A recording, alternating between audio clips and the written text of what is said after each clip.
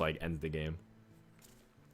Forbidden Ancient, spend all of your mana, gain +1/+1 for each mana spent. I feel like this card is pretty average because at best you're just like playing you're just playing a minion on curve. But you know what? Actually, that's pretty valuable. You know, one of the things that Druid actually runs into a problem of is spending some of their mana in scenarios where they ramp. So this card actually gives a lot of flexibility. In fact, I was talking to some people and the Blizzard devs were like really emphasizing that like forbidden cards are actually like pretty crazy with how much flexible they are. So when I think about it, I think about the turns where I'm playing as Druid, and sometimes you draw Living Roots on turn 4 after you play Wild Growth, and you're like, I just Living Roots hero powered. You can summon a 4/4. So in a vacuum, this isn't terribly impressive, but because flexibility exists with this card, I think it has a lot of potential to be a really like pretty strong card. Not to mention that it just gives you like options on how you want to do it. You can choose to make it like a huge dude and just like go for it, or you can kind of like squeeze it in with swipe and then make it like a 4/4 or 6/6 depending on how things go. And remember that it costs 1, so the highest it can be is a 10/10. It's basically the turn that, assuming that you have enough mana, the turn that you play is usually the stats you'll get. So it's a 5 mana 5/5. Mark of Yashard, give a minion +2/+2. If it's a beast, draw a card. This card is pretty good. Because you're not going to put it in anything outside of a beast scenario. In Arena, it's very unreliable. It's almost like bolster status, but in Constructed, I think it's a very solid card. Very solid, nothing too flashy, gets the job done. And Druid needs more Cycle because Ancient Lore got nerfed. And we've seen what Druids can do with Cycle. It's a very powerful class when you have Cycle. Cycle and options in Druid is what makes it really great. Adult Grizzly, I don't know. Why not just play like? Why not just play something very resilient on turn 3? You need to have this activate twice for it to redeem itself on the turn that you lose tempo for playing it, and it most likely won't even survive more than 1 turn. So I think it's definitely a little bit too weak. 2/2 is just too vulnerable. It doesn't even kill a 2/3, a Beckoner of Evil. Feral Rage is a very situational choose card. Like, when do you really want to have +4 attack on your hero? And when do you really want to gain 8 armor? Gaining armor is like if I want to ramp and be super defensive. I can see this being in like a ramp Druid instead of Healing Touch. But Healing Touch also has flexibility. Like, the fact that Healing Touch can heal an Ancient of War is pretty huge. Because it allows you to have more longevity and minions, which is ultimately the way you win the game. So I think this card's like okay, but nothing impressive. Like 2.5 out of 10. Oh, sorry, 2.5 out of 5. Fandral Stockhelm. In Arena, this doesn't feel... It feels like it's okay. But in Constructed, this card I think is pretty good. The fact that you can... If this survives 1 turn, you start getting both effects, means that everything is just overstated or undercosted. Like, if you can draw a card and heal for 5 for Ancient of Lore, and of course I made jokes on stream. I was like, you can uproot and root, and I was like, that's just like, you sold me already. That's like a dream scenario. Like, you don't really, like, this is turn 4 that you're playing it, but I guess you're gonna play it like turn 6 to set up for stuff. This is also one of those scenarios where like like, I know we make a lot of jokes about Druid class right now, like broke back, etc. I lost again, but with Druid losing combo, the good Druid players, you know, speaking of Dog, who, you know, thank you again for hanging out, man. Like Dog and Tice and like all the good Druid players who are really strong at planning their turns with a class like Druid, they'll like, you know, Firebat, etc. They'll really understand the timing of using Fandral. It's similar to like Brand Bronzebeard. A lot of people are like, Brand's just kind of like weak stat wise on turn 3, but if it does survive, it ends up being like this situation where you can just win. So very, very good card. It has like super taunt, needs to be killed immediately, and you probably are gonna line your deck with much more than just the Fandral. So I like it a lot. It's also cool that some people suggested that card, and it ended up getting picked up. Klaxi, Amber Weaver, 4 mana, 4/5. If your Cthulhu has at least 10 attack, gain +5 health. That sounds really freaking strong on paper, but this is turn 4. The difference between this and the Twin Emperor, which the Twin Emperor was here. No, sorry. Here.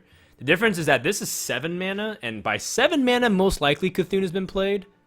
But by turn 4, it's highly unlikely that you'll have a 10 attack Cthulhu. Just because there's no 1 mana minion that gives Cthulhu attack, so you have to like coin 2-drop of Beckoner of Evil back to back, and then Cthulhu gets a 10 attack. And that's not going to happen every single game. But most likely you'll put this in your Druid deck anyways, because the point is you don't have to play it on curve. You could play it on turn 5 or 6, and turn 5 or 6 you actually do have 10 attack. And even if it's a 4/10 on turn 6, that's actually still pretty reasonable stats. So that's why this card feels very, very good. Only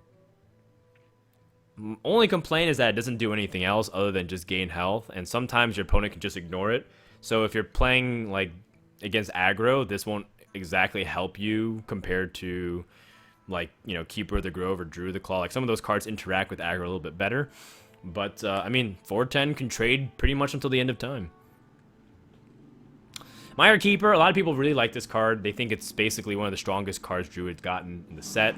The reason why is because you can summon 2/2 slime for Savage Roar, or just like board control. Or you can ramp, which ultimately, like, people have seen what happens when you gain an empty mana crystal in Hearthstone. It's just a really powerful effect. The only downside is on turn 4, but remember you have Innervate, so if you Innervate Mire Keeper, guess what? You have 4 mana the next turn. You played a 3/3. And you gained an empty mana crystal all on turn 2. Very, very strong. Definitely, it's probably like the overall best card. Along with the Fangdril Stag Helm for Druid. Taunt Battlecry, 6 mana, 5/7. Very reasonable stats. Can't complain. This is just like solid cards. Not like super flashy, but these are the cards that really give Cthulhu, like Druid Cthulhu decks a lot of substance. Because again, like we said, if you're going to be taking out Druid of the Claw because you want to be playing Cthulhu decks, you have to have some quality of life to stabilize the board. So this is a very reliable option. Dark Araka. Art's okay. Looks a little bit like a Protossy theme, which seemed to hit a few cards here in the set. Wisps of the Old Gods. Not a big fan. Not a big fan of this card. I don't think... It's more like it's just like bad in every capacity. I'd rather just have like Power of the Wild and play it for 5 mana less for 1/1s, +1/+1. But it will be really funny to summon this off Yogg-Saron. It will be extremely funny to see it happen. Actually, I did do it today, right? I played Wisps of the Old Gods and got +2/+2 on Yogg. If you summon 7 1/1s though, and then Doom happens and you draw like 8 cards, that's gonna be hilarious. Or, you know, whatever many minions are on the board, that'll be funny.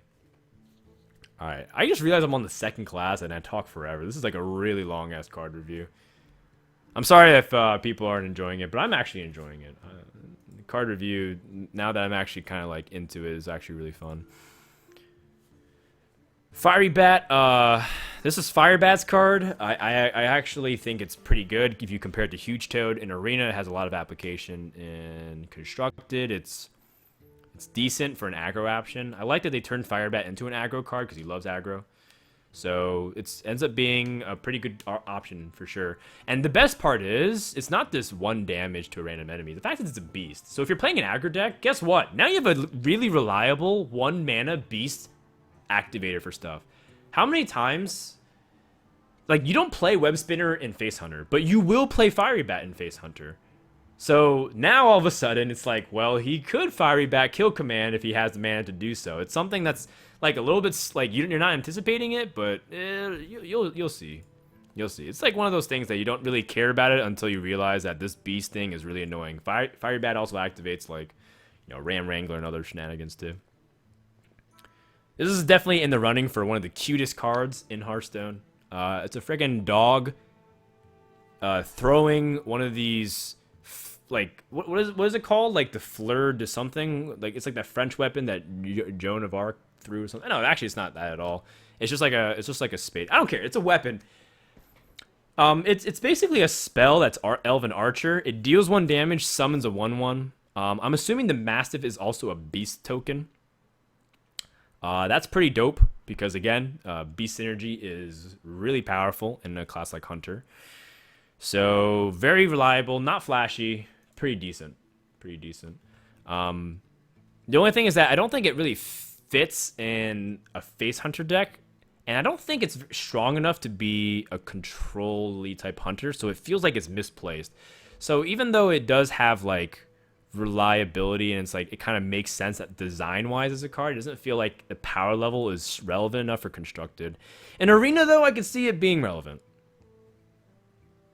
I can definitely see it being relevant. Like a card you see once in a while. Because a lot of you can't really, there's not a lot of like reliable 1-mana stuff to do in Arena, especially with like Zombie Chow and stuff, like being even more less likely to be picked as time goes on. Carrion Grub, I mean it's just kind of like stats 2/5 for Beast. Nothing really much to say other than the fact that we made some really awesome puns on stream today with it. Not a big fan of the art. People are going to be making a ton of vagina jokes as soon as this card is being played, as well as a bunch of OP jokes as well. There's a lot of like really bad innuendo with this kind of card. I hope no one plays it, because then inevitably a caster at Sea Story Cup will try to make an inappropriate joke or two. Forlorn Stalker, 3 mana, 4/2. It feels extremely conditional. First of all, you have to be playing like a Death Rattle deck. Second of all, you have to be holding Death Rattle minions. The stat line's not particularly very good. At least it's a battle cry, so you don't have to let it live for a turn. I feel like now that we've had time to see like Mistcaller and a few other effects actually happen, the fact that Death Rattle minions can gain +1/+1 is pretty relevant.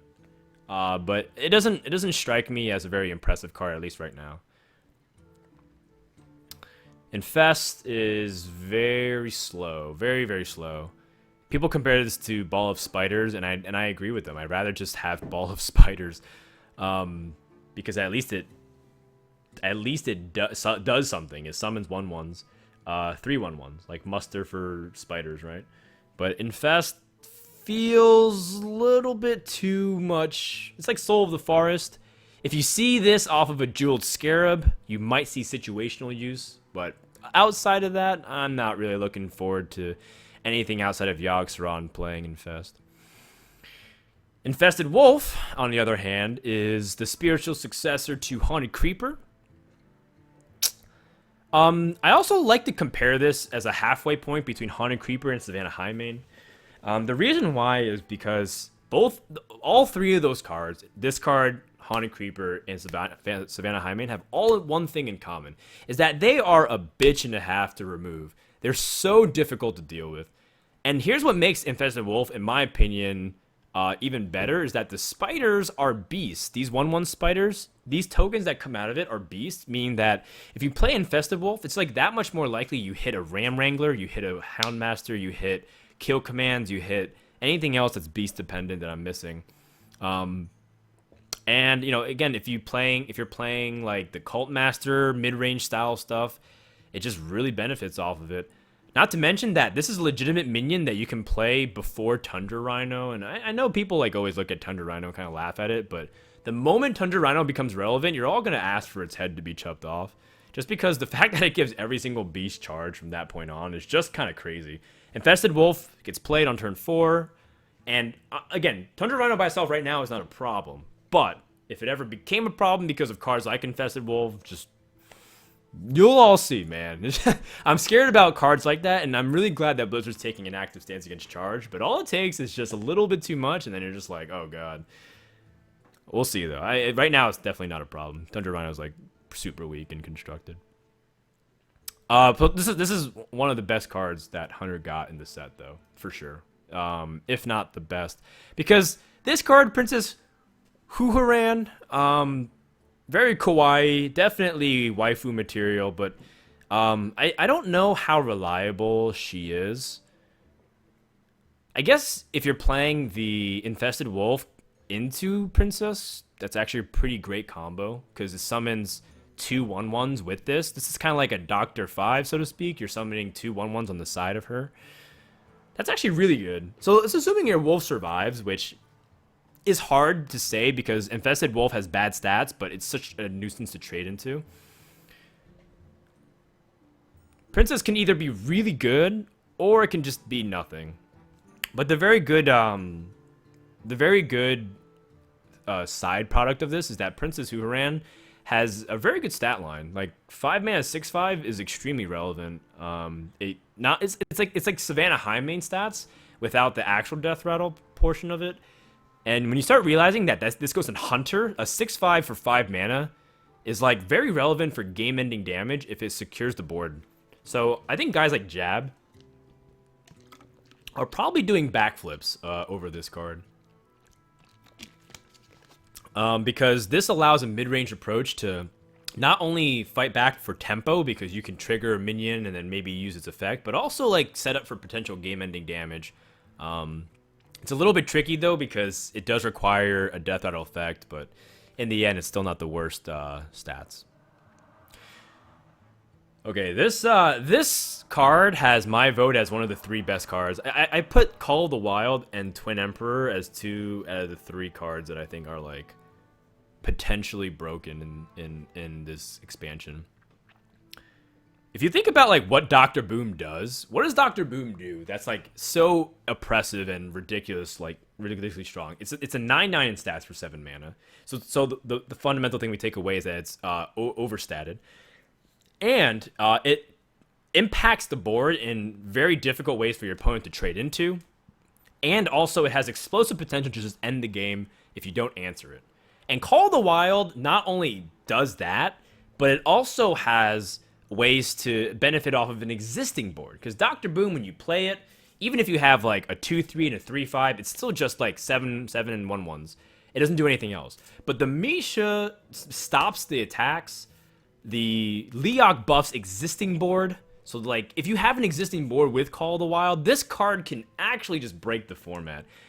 So I'm thinking that Call of the Wild is like might single-handedly put Hunter back on the map for relevance. All the other cards are like cool stuff. Like, yeah, Princess Who Runs, it's a cute card. Infested Wolf is, again, it's like, don't be fooled by its fangs. He's definitely more of like playful and cute. But this card can just like finish. It can just be like turn 8, I win.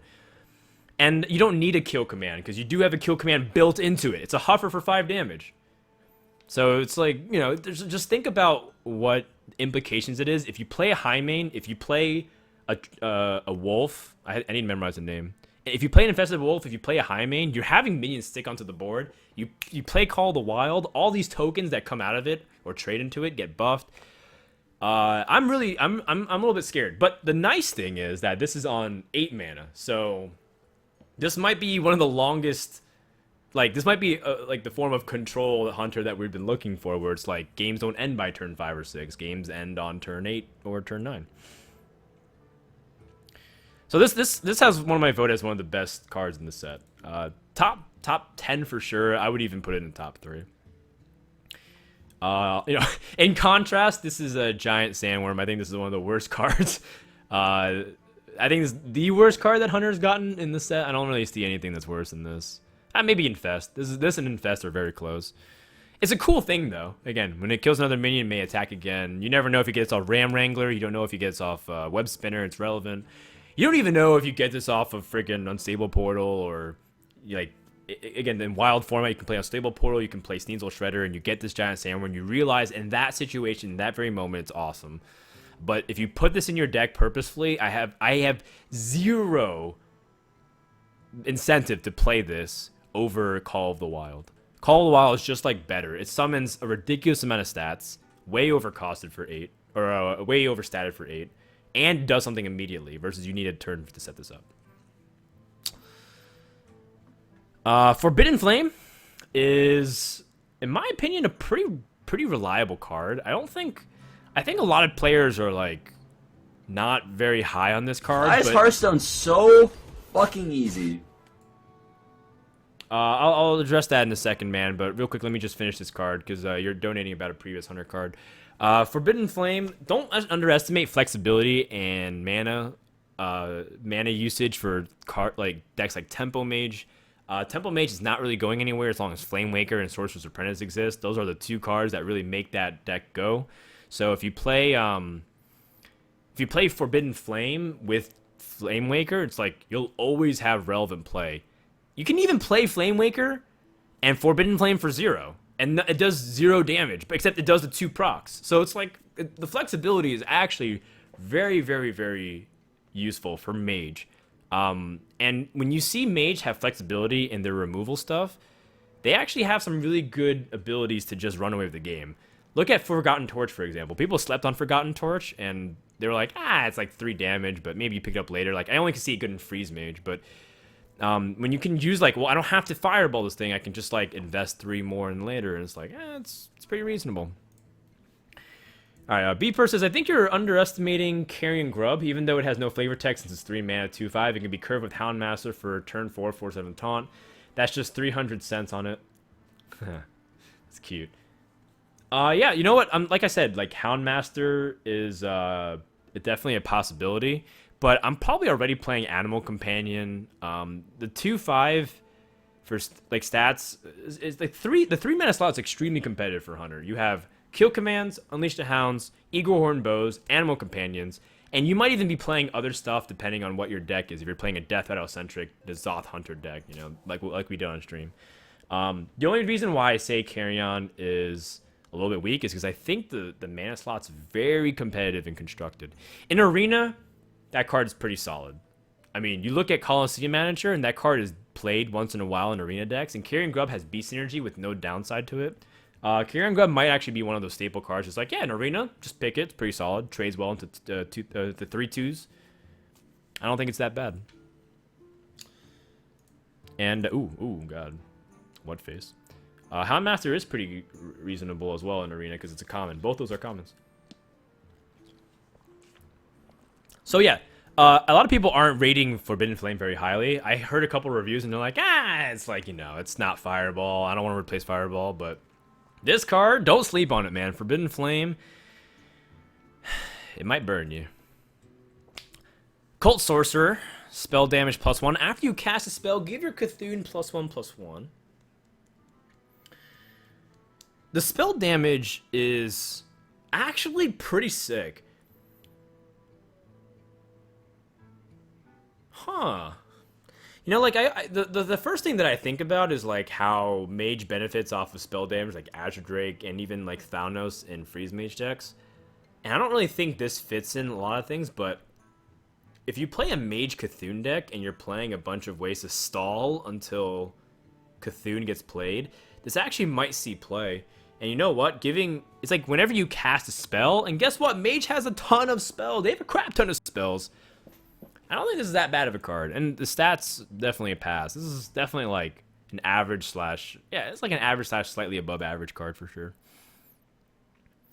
Shatter is pretty nuts, I think. The fact that it says destroy a frozen minion gives a lot of relevance to a lot of cards that might not usually benefit off of this. Like, of course, people look immediately at Frost Nova or Frostbolt, or they look at the new card that freezes a character. We'll talk about that in a second. But the reason why Shatter is so strong is because it's so cheap. It's destroy a frozen minion, and it is conditional. You know, you have to draw the Frost Nova, the Blizzards, you have to draw the freeze Waker thing. You have to draw water elementals and stuff. But if your deck's built around stuff like Shatter, it's gonna be really strong. All of a sudden, you have a reliable way to deal with Ragnaros if you're Freeze Mage.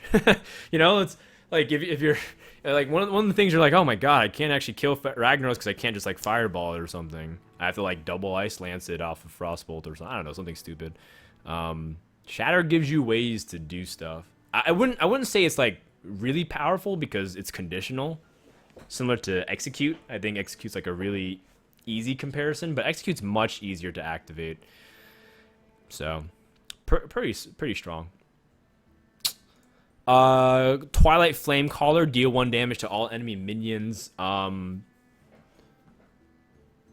A little bit too expensive because of 3 mana. I don't think I want to be doing this on 3 mana as mage because there's so many good options. If you're playing a very defensive mage, like grinder mage, this actually does have relevance. You can do this and Flame Strike in the same turn. But it feels like a little bit too inefficient with the stat line because you get bullied in other categories. I can see it having situational uses. Again, you might discover this off Jeweled Scarab. You might have an opportunity to pick this off of something else. It might actually be good in those scenarios. But generally, I feel like I could be doing much better stuff for 3 mana. Mage is just so competitive with all the stuff. Like, if you're playing Tempo Mage, I'd rather be playing Flame Waker or my Freeze Wakers, or like even if I'm drawing Arcane Intellect. If I'm playing Freeze Mage, it's not really powerful. If you're playing a defensive mage, you still have better options in general at turn 3, but who knows? If with all the slimes coming out, like all the slimes and token stuff, like even if the Murloc taunt minion becomes a thing, that answers it. So I wouldn't say that it's a terrible card. I would say it's like 2.5 out of 5, like slightly below average. Okay, so this is the actual name of the card. It's not Freeze Waker. It's Demented Frostcaller. This card is in my opinion pretty good because it doesn't freeze a minion twice. So it doesn't freeze an enemy twice. So if you play Frostbolt on something, it double dips. It actually freezes something else. Not like blatantly overpowered because the stats are pretty weak, but freeze is one of the strongest mechanics in the game. So I know a lot of people are like unimpressed by stats, and if you play this in arena, I wouldn't blame you for being upset that it's not very strong stat wise. But in constructed, if you're playing this card, you're most likely playing a deck that synergizes around it.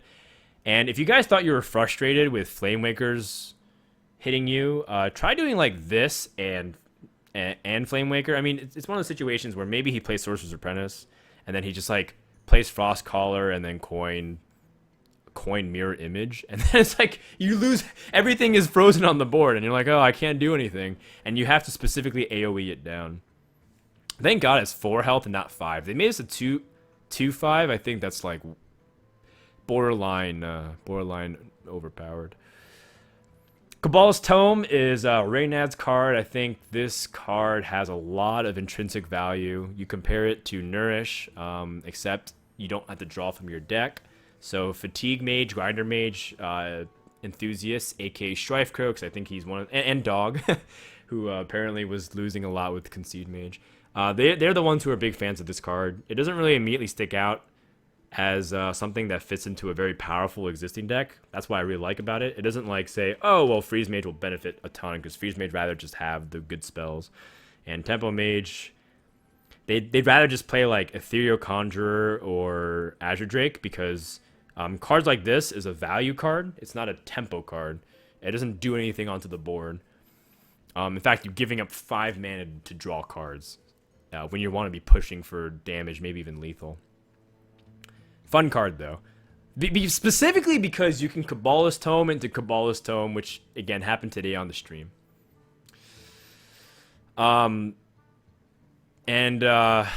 for Arena, card's pretty good. I mean, card draw is pretty valuable. I don't know if it's like the best card in Arena, but it's definitely like a very reliable source of card draw. I would say like having one is like similar to Sprint. Putting it in your deck, just one of them, is pretty good. It's an epic though. You won't see it very often. Servant of Yogg-Saron is a card that a lot of people have problems with. They think this card is not fun. It's like bad RNG. They're all pussies, man. Just suck it up. The fact that Servant of Yogg-Saron is like 5 mana, 5/4 already kind of puts it on shaky grounds. It casts a random spell that costs 5 or less, so most likely a lot of the scenarios will just be like average results. They're really afraid of the swingy stuff. They're really like worried about it casting Fireball and like completely wrecking the game. But like targets are chosen randomly, so you have to be pretty unlucky, and the chance of it happening is very low. And it's like there's cards like this that exist throughout the game that are like that, and I don't think it's like, I think the fact that this can be splashed into decks that people really love, Casino Mage, because that's one of the favorite decks of a lot of people. I played a Fireside like a month ago with Reynad. It's a Tavern Hero tournament, and like I met like 7 out of like 60 contestants that just like played Casino Mage, and they just refused to play any other deck. They played Conquest and they like lost all their first round matches, but they love Casino Mage, and I imagine that there's a lot of people kind of like that. And I'm talking about like Mad Bombers and stuff like that. Like they just put it in their decks because they think it's really fun. This is a card that's more for them. It's not going to be, in my opinion, like wildly overpowered because it's too random. And the people that are putting it into their decks are the ones choosing it to, so they can't be too frustrated with it. There's just too much swing and variance for it to be reliable, to be competitive, in my opinion. Made is to Silverhand Knight. However, it's not fair because Silverhand Knight summons a 2/2 guaranteed, and Face the Summoner can summon anything ranging from a 1/4 Dalaran Mage to a 5/5 King Mukla. Or even an Injured Blade Master, which actually is even better, because that is 9/12 in stats. Injured Blade Master doesn't do damage to itself because it's the battle 3-cost minion. People think that this card is another swingy card. I think the comparison that people made is to Silverhand Knight. However, it's not fair because Silverhand Knight summons a 2/2 guaranteed, and Face the Summoner can summon anything ranging from a 1/4 Dalaran Mage to a 5/5 King Mukla. Or even an Injured Blade Master, which actually is even better, because that is 9/12 in stats. Injured Blade Master doesn't do damage to itself because the battle cry doesn't go off. This card is a card, in my opinion, to be scared of. I think Face the Summoner potentially could be one of those swingy cards that just, like, wins you the game tempo-wise. But the thing is, it's very rare to get those 3-cost cards consistent. So I want to say that I don't think it's very competitive. I would say that it's like, because the stats are average, right? In the sense of like, if it summons a 2/4 or 3/3, it's like pretty good. It's like, 8/8 for 6, which is very, very strong. But again, on 6 mana, you want to be doing more impactful stuff. And this would be probably more in a control scenario for Mage. This is like the turns where you want to be either pushing for lethal if you're tempo, or if you're like trying to play control. You're like this doesn't actually play too much into your wins. We'll see. I have my eye on it. I'm very wary about Face the Summoner. Anomalous is, I find it kind of like awkward because I needed to die. And like, if I play this card, I'm playing it because I want it to die to a certain degree. But if it dies, it takes a turn to die, and it also kills my own minions.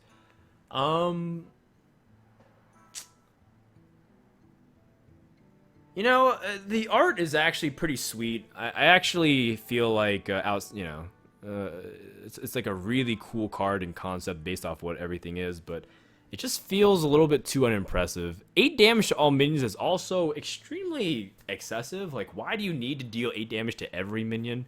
Like, 5 to every minion is also reasonable. Like, if you made this a 6 mana, 6/4, deal 5 damage to every minion, then it's like, maybe that's even playable. But this is like very, very slow, and it needs to die.